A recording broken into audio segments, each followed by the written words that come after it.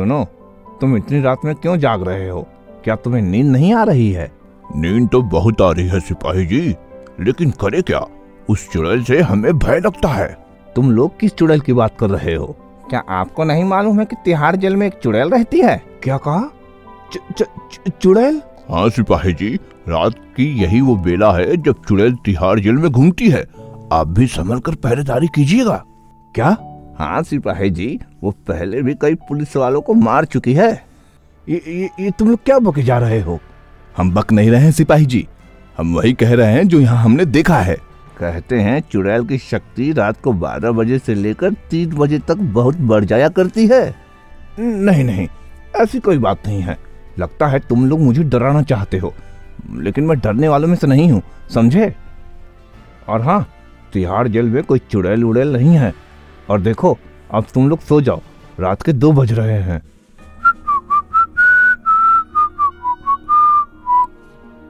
सुनो, तुम बाहर कैसे आ गई?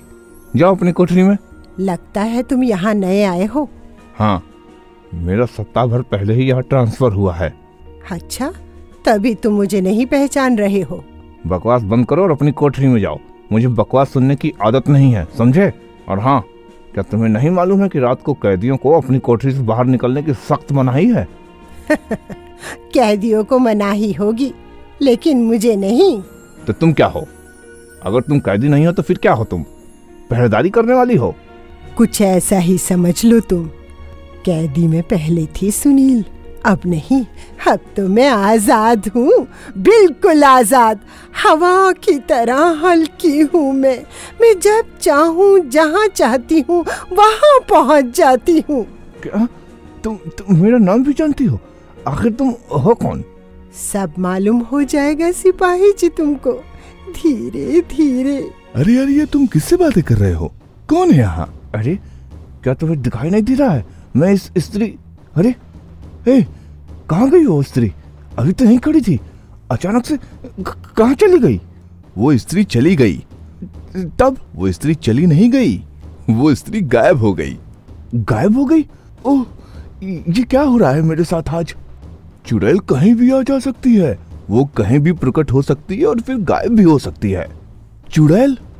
क्या तुम नहीं जानते हो कि तिहाड़ जेल में एक शक्तिशाली चुड़ैल भी रहती है? तिहाड़ जेल में चुड़ैल? यानी वे कैदी मुझसे सही कह रहे थे, तिहाड़ जेल में सचमुच चुड़ैल है। यानी अब मुझे यहाँ रात के समय संभल कर पहरेदारी करनी होगी। मुझे उस स्त्री से, यानी उस चुड़ैल से सावधान रहना होगा, वरना वो भी मेरी हत्या कर डालेगी। तिहाड़ जेल में रात के समय ड्यूटी करने से अब सुनील को डर हो गया था, लेकिन उसको महीने के हर 10 दिन रात में ही ड्यूटी करनी थी। वो यहाँ ट्रांसफर होने के पहले दिन से ही नाइट ड्यूटी कर रहा था। वो अब तक 7 रात को तिहाड़ जेल में ड्यूटी कर चुका था और उसे इस महीने अब भी 3 रात को यहाँ ड्यूटी करनी थी। जब उसे कुछ समझ नहीं आया, तब वो 3 दिन की छुट्टी लेकर घर में ही रहने लगा। उसे अपनी जान का डर सता रहा था। एक रात को जब वो गुमसुम बैठा था, तभी उसकी पत्नी उसके पास आई। क्या हो गया आपको? कल से आप ड्यूटी भी नहीं गए। लगता है आप कुछ चिंता में हैं। मुझे बताइए ना, आखिर मैं आपकी पत्नी हूँ। तुम सही कह रही हो, मैं सचमुच चिंता में हूँ। मुझे तिहाड़ जेल में एक स्त्री दिखलाई दी। स्त्री? लेकिन वो ऐसी वैसी स्त्री नहीं थी, वो तो कुछ और थी। अच्छा, तो ये बात है। चिंता मत कीजिए, कुछ नहीं होगा आपको। अगर वो चुड़ैल है तो मैं भी पतिव्रता स्त्री हूँ। मेरे पास भी अपनी शक्ति है। मैं आपको एक हार देती हूँ, ये लीजिए। देखो उसकी हिम्मत, वो अब तो यहाँ तक आ गई है। मैं भी देखती हूँ अब किसकी जीत होती है, चुड़ैल की या एक पतिव्रता स्त्री की। जैसा कि आपने पिछली कड़ी में देखा कि तिहाड़ जेल में रात के समय जब सुनील पहरा दे रहा होता है, तब उसका सामना एक चुड़ैल से हो जाता है। सुनील उस चुड़ैल को नहीं पहचान पाता है, क्योंकि वो चुड़ैल दिखने में बिल्कुल एक साधारण महिला जैसी ही लग रही थी। तभी उसके साथ पहरा देने वाला एक दूसरा सिपाही अनिल वहां आ जाता है और इसी बीच मौका देखकर वो चुड़ैल वहां से गायब हो जाती है। इसके बाद तो सुनील बुरी तरह से डर जाता है, क्योंकि सुनील को वहां के कैदियों से ये पहले ही मालूम हो गया था कि तिहाड़ जेल में चुड़ैल रहती है और उसकी शक्ति रात में बढ़ जाया करती है। और जब ये बात उसके साथ पहरा देने वाला सिपाही अनिल भी उसे बताता है, तब वो रात में ड्यूटी करने से बचने के लिए छुट्टी लेकर घर में बैठ जाता है। लेकिन ये क्या, वो चुड़ैल तो उसके घर तक पहुंच जाती है। अब देखिए आगे क्या होता है। देखो, वो चुड़ैल हमें कैसे घूर रही है। वो घूर नहीं रही है, वो तो हमें बुला भी रही है। मैं जाती हूँ, पूछती हूँ उससे, वो आखिर चाहती क्या है। नहीं नहीं, तुम नहीं जाओगी, मैं जाता हूँ। तो ठीक है, हम दोनों चलकर उससे पूछते हैं। दोनों पति पत्नी एक साथ चुड़ैल के पास जाते हैं। वे दोनों चुड़ैल से पूछते हैं कि वो तिहाड़ जेल से यहाँ तक आखिर क्यों आई है और वो उनसे क्या चाहती है। तब चुड़ैल उनसे कहती है, तुम लोग मुझसे मत डरो, मैं यहाँ तुम दोनों को डराने नहीं आई हूँ। आखिर तुम तिहाड़ जेल में क्यों रहती हो? उस रात तुम मुझसे कह रही थी कि तुम भी मुझ पुलिस वाले की तरह रात को पहरा देती हो। इसके पीछे मेरी दर्द भरी कहानी है। मुझे बताओ, मैं तुम्हारी सहायता करूँगा। सुनील की सहानुभूति भरे शब्द सुनकर चुड़ैल उन दोनों को रो रो कर अपनी कहानी बतलाने लगती है। वो कहती है कि कुछ साल पहले तक वो जीवित थी। तब वो एक गर्ल्स हाई स्कूल की टीचर थी। एक दिन की बात है, परीक्षा की कॉपी जांच करते हुए वो स्कूल में शाम तक रुक गई थी। तब जब वो स्कूल की छुट्टी के बाद घर जाने लगी, तभी कुछ पुलिस वाले आ गए और स्कूल में पढ़ने वाली एक लड़की की हत्या के इल्जाम में उसे पकड़कर ले गए। और इस तरह मुझे तिहाड़ जेल में बंद कर दिया गया। क्या आप निर्दोष थी? हाँ, मैं पूरी तरह से निर्दोष थी। मुझे किसी ने अपनी दुश्मनी निकालने के लिए फंसा दिया था। अच्छा, लेकिन फिर आप चुड़ैल कैसे बन गईं? मेरा मतलब है, आपकी मृत्यु कैसे हो गई?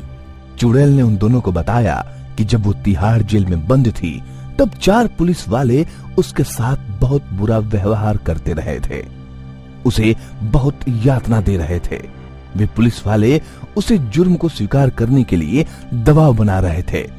इसलिए तंग आकर उसने एक दिन आत्महत्या कर ली और मरने के बाद वो चुड़ैल बन गई। अच्छा, ये बात है। आपके साथ बहुत बुरा हुआ है। हाँ,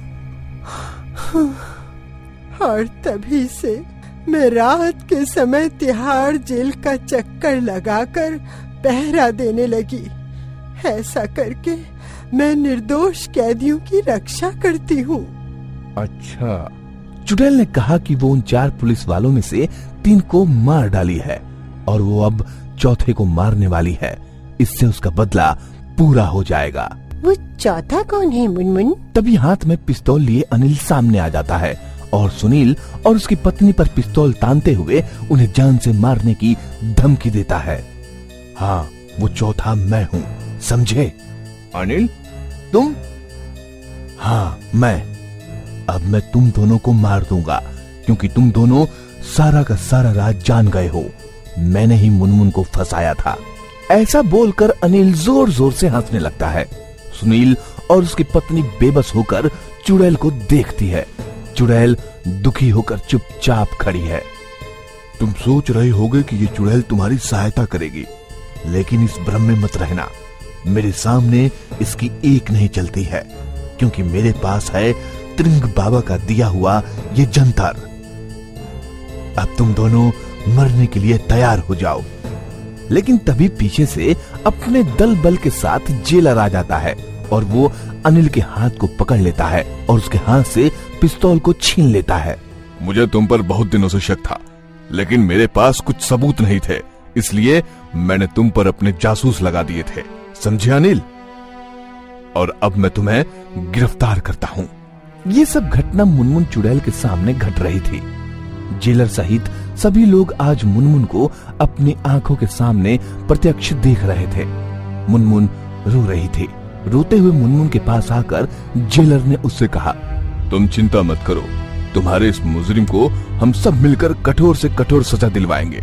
और अब तुम बदला लेने की भावना को भी छोड़ दो, क्योंकि अब इसे कानून से सजा मिलेगी। तुम्हारे साथ जो हुआ उसका हम सबको बहुत खेद है।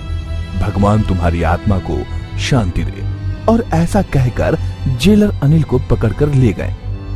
मुनमुन, हम भी तुम्हारे लिए भगवान से प्रार्थना करते हैं कि वे तुम्हारी आत्मा को मुक्ति दें, तुम्हारी आत्मा को शांति दें। आप सबकी प्रार्थना रंग लाई है। मेरा प्रतिशोध भी पूरा हो गया।